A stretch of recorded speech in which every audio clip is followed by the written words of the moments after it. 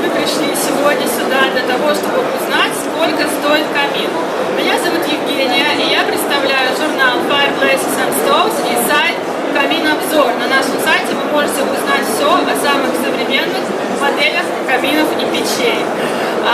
Несмотря на то, что я знаю абсолютно все про каминные печи, когда у меня спрашивают, сколько стоит камин, мне сложно ответить на этот вопрос, потому что мы звоним в одну компанию, и нам говорят, камин будет стоить 200 тысяч. Мы звоним в другую компанию, нам говорят 2 миллиона. Так сколько же он стоит? И сейчас мы начнем с того, что попросим специалиста, генерального директора компании Альмат Игоря Петрушихина сделать нам на 20 минут общий обзор, из чего складывается стоимость камина, из каких элементов состоит камин и сколько стоит по отдельности и вместе эти элементы. Игорь, привет! Здравствуйте, Евгений, спасибо. Еще раз представлюсь, меня зовут Игорь Петрушихин, компания «Камин и печи Альмат». Мы занимаемся проектированием и изготовлением каминов и печей, соответственно, по индивидуальным проектам. Вопрос, кто-нибудь из вас собирается делать камин в ближайший год? Хорошо, спасибо. Я собираюсь делать точно камин весь этот год.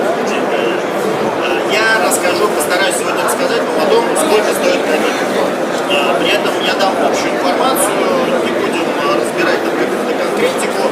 Наша задача сейчас разобраться в том, что вот мы хотим построить камин, примерно какого-то дизайна, который мы с вами обсудим, и сколько он может стоить в принципе. Я расскажу вкратце, из чего состоит вообще конструкция камина, чтобы вы представляли его комплектующие. Нормально, да, так слышно? Прошу прощения, что говорю. Поговорим о том, из чего конкретно складывается стоимость, ну и в конце разберем, получим цифру от и до. Для того, чтобы нам было проще, мы будем разбирать вот такой камин. На что стоит обратить внимание? Это у нас камин простой прямоугольной формы с угловой каминной топкой. У него, разумеется, есть дымоход, который раз, два, три. где-то там в другом помещении.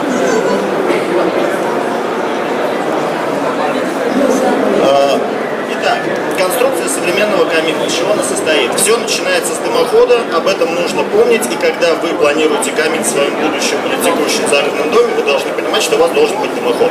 При этом дымоход — это система, при помощи которой вы просто удаляете продукты сгорания из помещения, и он никогда не используется как какая-то некая система. Хорошо, перейду сюда. К нам часто обращаются клиенты, которые задают вопрос о том, что можно ли как-то вот дымоход, через который у нас будет идти дым, сделать таким образом, чтобы получать от него тепло. Например, убрать изоляцию и получить дополнительный источник отопления. Вот еще раз обращаю внимание, что нет. Дымоход — это только для удаления дыма. Все, что касается обогрева, у нас находится до дымохода. И в том числе, там многие наверняка сталкивались с красными кирпичными печами там, на старых дачах, может, на текущих дачах, где у нас стены нагреваются. Вот это вот у нас не часть дымохода, это дымовой канал, который у нас находится до дымохода. А дымоход у нас только удаляет продукты сгорания из помещения. Если мы говорим о современном камине, то в качестве его очага, скорее всего, вы будете использовать каминную топку. Но это, по сути, там металлический ящик, в котором горят дрова. Прошу прощения. Должен стать? Я-то сяду. Это металлический ящик, в котором горят дрова. Ну, соответственно, каминные топки бывают разных производителей, разной стоимости. Сейчас на рынке есть еще печные топки, которые отличаются большей энергоэффективностью, большим запасом прочности. И никто, разумеется, не отменял очаги каминов, которые выложены у нас там из какого-нибудь печного шамота, из печного кирпича, то есть как это было принято делать всегда у нас. Разумеется, у нас есть корпус камина, который, по сути, определяет его дизайн. Вот на той картинке, которую я показал, это у нас был обычный прямоугольный корпус, который может состоять также из разных материалов, что, безусловно, скажется на его стоимость. Ну и опционально, если мы говорим сегодня, если не ошибаюсь, об отопительных каминах, то в камине могут быть различные дополнительные системы. Это, например, тепловые кольца, которые надеваются у нас сверху на патрубок топки. Через них проходят продукты сгорания, нагревая их. Это различные дымообороты, которые тоже позволяют нам повысить теплоемкость камина, увеличить его эффективность. Ну и конвекционные системы, это там отопление помещения за счет горячего воздуха, который нагревает каминной топкой. Таким образом мы можем получить еще воздушное отопление. Есть еще различные системы, не буду сейчас останавливаться на них отдельно, но это все у нас так или иначе сказывается на стоимости. И вот если взять тот камин, который мы с вами рассматриваем, мы видим у нас каминную топку, про которую мы проговорили. Вот здесь, в этой области, у нас прячется дымооборот, через который проходит продукты сгорания. И где-то там за спиной, вернее за стеной, у нас находится дымоход. Соответственно, весь корпус камина у нас здесь прямоугольный, простой, штукатуренный, есть немножко мраморных деталей. Из чего же у нас в итоге складывается стоимость камина? Все просто, это по сути сумма цен его комплектующих. То есть окончательная стоимость у нас будет состоять из цены дымохода, цены каминной топки, материалов для корпуса камина, ну, соответственно, стоимости работы, каких-то дополнительных там накладных расходов, например, транспортных. Для того, чтобы разобраться более детально, давайте попробуем вот этот камин, который у нас имеет определенный дизайн, который мы захотели поставить, попробовать просчитать, ну, например, в разных компаниях или просто с разным оборудованием. И вот мы сейчас посмотрим, сколько вот такой камин внешне может, какой диапазон цены может иметь в зависимости от того, что мы будем использовать. Первое, с чего мы начали, это дымоход. И, например, можно взять хороший качественный дымоход керамический Шигель Юни. Это немецкая торговая марка, которая, в принципе, на российском рынке находится самый первый, по-моему, они первые, кто начали заниматься керамическими дымоходами. Это высокое качество, безопасность, надежность, соответственно, никаких вопросов по поводу них нет. И стоимость комплекта диаметром 200 мм, которая нам необходима для вот этого камина, высотой 7 метров составит 85 120 рублей. Вот это вот мы возьмем как некий верх цены дымохода. Можно взять керамический дымоход подешевле, дымоходы АВТ, которые уже являются отечественными дымоходами, хотя керамические трубы у них также делаются в Германии, но за счет того, что изоляции блоки делаются в России, сокращены транспортные издержки, и цена уже становится подешевле, и тот же самый дымоход 200 мм высотой 7 уже будет стоить 67 тысяч рублей. Если мы хотим еще уменьшить, нужно смотреть уже в сторону металлических дымоходов. Опять же, на рынке представлен огромный спектр. Вот в качестве примера взял дымоходы эталон нашей питерской компании «Термострой». Неплохие дымоходы из нержавеющей стали, и аналогичный комплект уже будет стоить 40 тысяч рублей. Для того, чтобы сравнение было максимально объективным, мы взяли один и тот же комплект, то есть это дымоход у нас с основания до верха, 7 метров, никаких дополнительных комплектующих. Понятно, что в зависимости от вашего проекта, от вашего дома, металлический дымоход, например, можно поднять повыше, за счет этого сократить его метраж и также уменьшить стоимость. Дымоходы у нас, соответственно, есть. Вот у нас будет строчка вверху, и мы так сейчас потихоньку будем опускаться вниз. В этом камине у нас используется угловая каминная топка, которая тоже может иметь разные стоимости в зависимости от производителя. Шпартер, немецкие топки, очень высокого качества, в принципе, можно сказать, что это Mercedes на рынке каминных топок. Опять же, работают они в Германии с 1985 года, это вообще, в принципе, те, кто придумали современные каминные топки. Вот стоимость такой топки для этого камина составит 341 тысячу рублей. Можно взять топку побюджетнее, компания Астов, это уже тоже наши топки отечественные, очень походит логика на дымоходы АВТ, то есть это топки, которые сделаны по европейским технологиям, но делаются в Воронеже, за счет чего при сохранении довольно-таки высокого качества у нас цена получается в 2 раза ниже, 178 тысяч рублей. И можно взять совсем бюджетный вариант. Это польские чугунные топки Кавмет. В принципе, видно даже по картинке, что это уже конструкция гораздо проще, но при этом это угловая топка, и качество ее вполне достойно для того, чтобы долго, красиво и хорошо служить. Не сказал с самого начала, но обращаю ваше внимание на то, что вот мы здесь стараемся привести оборудование, цены на оборудование, которое вне зависимости от своей цены все-таки сохраняет определенный минимальный порог качества. То есть мы не говорим о каких-то полумерах, да, там, полурешениях, оборудовании, которое через 10 лет придется менять. То есть это все достойное оборудование, просто разные производители, разные назначения, разная конечная функциональность будет у вашего камина.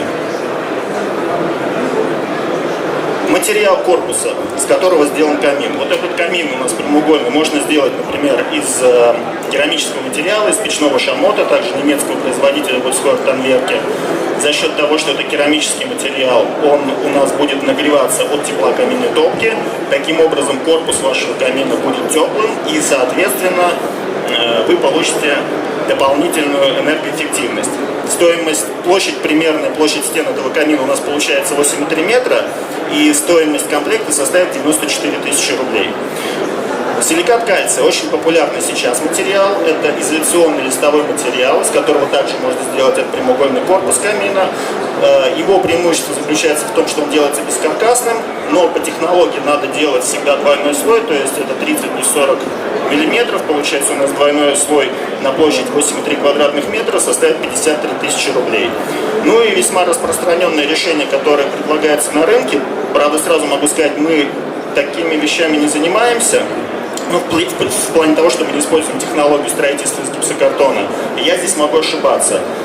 Но посмотрел вчера площадь, опять же, стоимость гипсокартона. Это не гипсокартон, это так называемый Knauf Fireboard, то есть это листовой материал не горючий, который, насколько я знаю, компания часто использует для строительства корпуса камина. И он делается тоже, если не ошибаюсь, всегда двойным контуром. Стоимость этого материала составит всего 12 тысяч рублей. Единственное, что здесь нужно сказать, что когда вы делаете камин из гипсокартона, как правило, его изнутри дополнительно изолируют. Есть такой материал камин БАЦ, если не ошибаюсь. Вот еще дополнительно к стоимости 27 тысяч будет добавлено. Плюс ко всему там используются различные направляющие, но это уже копейки. Просто запомним эту стоимость. Что забыли для отопительного камина? То, что было у нас здесь. У нас здесь должен быть дымооборот, который выглядит вот таким образом. Это система, через которую проходят продукты сгорания, нагревают его, и мы получаем дополнительную массу теплоемкую, за счет чего увеличиваем энергоэффективность камина. Возьмем дымооборот один для всех одинаковый, потому что они тоже бывают разные, но это уже такие нюансы. Можно дымооборот делать самостоятельно из шамотного кирпича, можно купить готовый чугунный, там металлический дымооборот, можно взять вот такой вот, опять же, немецкого производства Вольсхойер. В любом случае он будет стоить примерно плюс-минус, я думаю, одинаково. Ну, возможно, там колебания в 3 раза цены, оно даже уже так особо на общую картину не повлияет. Различные дополнительные элементы, которые всегда у вас будут в камине, такие как трубы, при помощи которых мы будем подключать топку к дымоходу, различные строительные материалы, смеси кладочные, изоляционные дополнительные материалы. Они всегда рассчитываются отдельно под проект, но вот здесь вот для того, чтобы тоже их учесть и не забыть, мы заложили такую среднюю цифру 49 тысяч, в которую, в принципе, как правило, можно поместиться, если особо там никаких сложных конструкций у нашего будущего камина не будет. Ну и работы. По работам здесь считать это довольно-таки сложно, потому что в каждой компании есть своя оценка трудоемкости и своя оценка стоимости работ. Но мы взяли такую среднюю цифру, которую просто там высчитали эмпирическим путем, что примерно где-то 30% это вот такая минимальная, на наш взгляд, цена от стоимости оборудования и материалов, которые, как правило, компании и частные мастера берут за изготовление своего камина. И у нас получается такой расклад, что если мы делаем камин по самому топу, то это примерно там 188-190 тысяч рублей. Бюджетный вариант получается в размере 88 тысяч рублей. Я так понимаю, что после меня будут коллеги рассказывать, может быть, меня поправят, да, и сразу прошу прощения, если вот эти цифры какие-то некорректны, потому что это, опять же, там, мой взгляд. Ну и, собственно говоря, вот исходя из этого, мы можем посмотреть, что у нас в итоге получилось. Такие цифры. 814 тысяч рублей это по топу, 527 тысяч это средний вариант, и 382 тысячи рублей это бюджетный вариант. При этом эти работы без облицовки. Что хочется сказать в завершении всего этого? Мы получили цену от и до, от 382 до 814. Разумеется, это стоимость без облицовки, потому что есть еще облицовочные материалы, но в нашем случае, если мы возьмем этот камин, у нас тут, по сути, штукатурка, которая стоит копейки, как правило, и работа, и ее стоимость. А вот сделать такую полочку и обрамление вокруг топки, это уже подороже, потому что сделано это, например, из натурального мрамора. Мрамор у нас продается в слэбах. Слэбы — это такие плиты, которые выпилены из породы. Они площадью бывают обычно там 4-6 квадратных метров. Ну и квадратный метр мрамора, опять же, от сорта может стоить от там 3-4 до 40 тысяч рублей. Ну, 40 тысяч рублей, это, как правило, уже ониксы идут, но не суть. Вот я думаю, что примерно такой темный мрамор слэб можно купить в районе 30 тысяч рублей. И стоимость его доставки на производство, распилки, доставки обратно на объект будет стоить где-то в районе тоже 30 тысяч рублей. То есть, чтобы сделать эти мраморные детали, где-то еще 60 на этот камин, скорее всего, у нас идет. Ну, плюс десятка, условно говоря, на облицовку, фурнитуру и так далее. Это будет окончательная стоимость. Цена это посчитана, условно говоря, на коленке, да, то есть понятно, что обычно это делается по-другому. Обычно мы делаем проект, на основании него делаем рабочку полную, делается спецификация, уже составляется смета, где у вас стоимость идет с точностью до самореза, который понадобится для этого камина. Но диапазон примерно вот такой, который я обозначил, на мой взгляд, получился довольно-таки точно отражающий ситуацию на рынке. Есть нюансы определенные, что, конечно же, вот мы говорили, например, о конструкции из гипсокартона, которая используется, как правило, именно для строительства декоративных каминов. И ставить в декоративный камин дымооборот, например, совершенно никакого смысла нет, потому что он не будет выполнять ту свою функциональность, которую должен.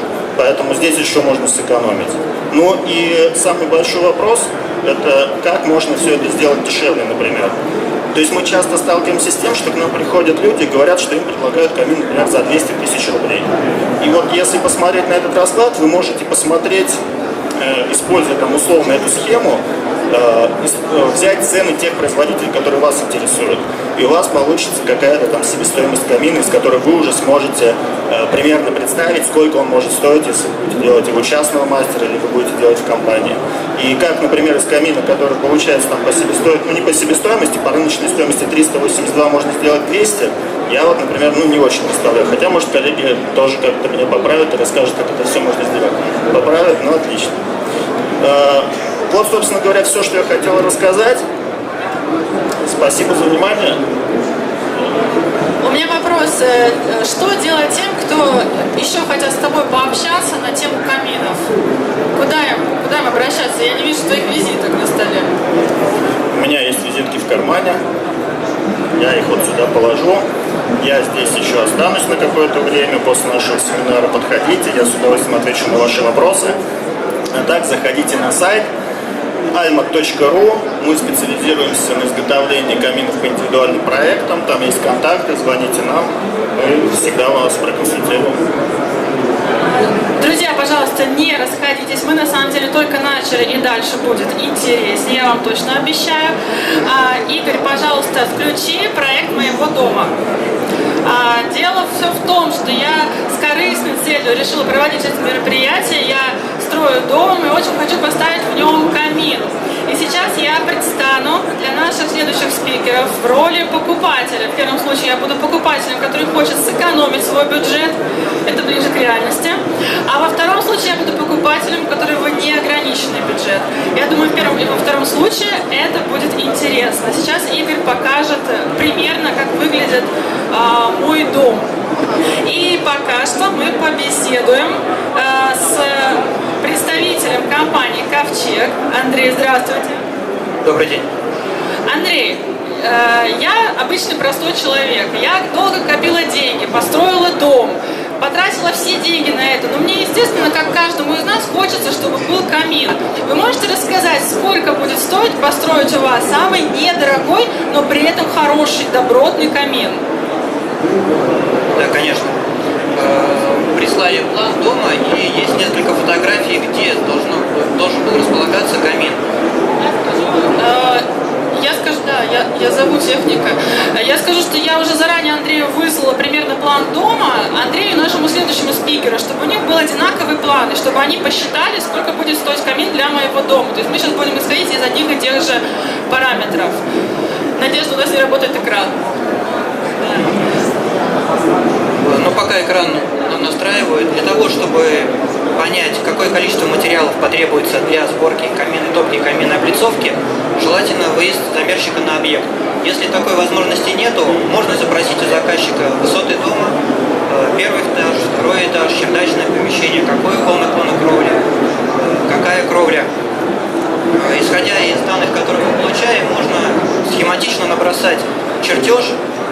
Пока экрана нету, можно тоже подойти, посмотреть. Я рисую высчитываем количество материала, которое потребуется. Но так как стены у дома у нас деревянные и могут воспламениться, прежде всего нам нужно сделать противопожарную стенку. Ее можно сделать из металлических направляющих, в них ставить базальтовую вату, все это под размер берется, все швы проклеиваются алюминиевым скотчем и выдерживаются воздушные зазоры, для того, чтобы исходящее тепло от камина не перегревало стенку. Каминную топку можно взять немецкую, можно взять польскую, можно взять... Вот. Облицовки тоже есть из искусственного камня, это доломит, термобетон с добавками. Можно взять недорогую, также польскую, к примеру, облицовку с мрамором, с песчаником, которая будет стоить порядка 50 тысяч рублей. Каминная топка есть и за 35 тысяч рублей. Все это влияет на внешний вид, на работу камина. То есть, Андрей, все-таки самое-самое дешевое брать не надо, вы говорите, правильно? Ну, прежде всего, все зависит от потребности в камине, для чего он. Кто просто хочет вечером пожигать дрова и посмотреть, как горит огонь, можно поставить топку и за 35 тысяч рублей. И не обязательно она должна быть чугунная, она может быть и стальной, футирована шамотным кирпичом. Что касается облицовки, можно сделать термогором, можно взять готовое решение. И оно тоже может быть из разных материалов и в разную стоимость. Самая дешевая облицовка, которую я знаю, это 17,5 тысяч рублей. Да, над ней нужно будет также возвести термогором. Его можно сделать из современных материалов, такие как силикат кальция, а можно обойтись точно так же каркасом из направляющих, заполненной базальтовой ватой. Мы используем датского производителя, то есть Роквелл, он есть и в России, и в Европе, но мы используем именно датский. Нам спокойнее, и он сертифицирован, соответственно, мы его и предлагаем. А теперь расскажите, что вы можете предложить для меня, для моего проекта, вот конкретно по ценам, по топочке, например, какую топочку мне поставить? Мы считали камин на примере польской топки Nordflam, Лабрис 700 пиролиза. Это 70 сантиметров шириной каминная топка, весом порядка 130 килограмм. Имеет первичную подачу воздуха, встроенную шиперную задвижку, прямое стекло, дверца открывается в бок. Отличаются они прежде всего вот кругляшком. Они в принципе выглядят все схожи, но это надо вживую подходить, смотреть, какой дизайн на нее, как ручка открывается и закрывается. Если открыть экселевский файл, в принципе там есть наброски, которые я делал. И в принципе там есть актуальные цены, это розничные стоимости, как на каминную топку, так на дымоход, также на изоляционные материалы, которые потребовались бы для монтажа. В принципе, там много полезной, корректной информации. Если посмотреть, то каминная топка с облицовкой у нас получается стоит 100 тысяч рублей, 111 800. Эта стоимость может быть больше, может быть меньше. Вот, да, 100 тысяч рублей. Дымоход бывает из разных марок стали, разных производителей, разной толщиной, с разным наполнителем самих сэндвичей, труб с изоляцией. Мы считали дымоходы ТИС, это пермские дымоходы, современное автоматизированное производство. И нержавейку считали 304 кислотостойкую. Срок службы данных дымоходов порядка 25 лет. При правильном монтаже, при правильной эксплуатации.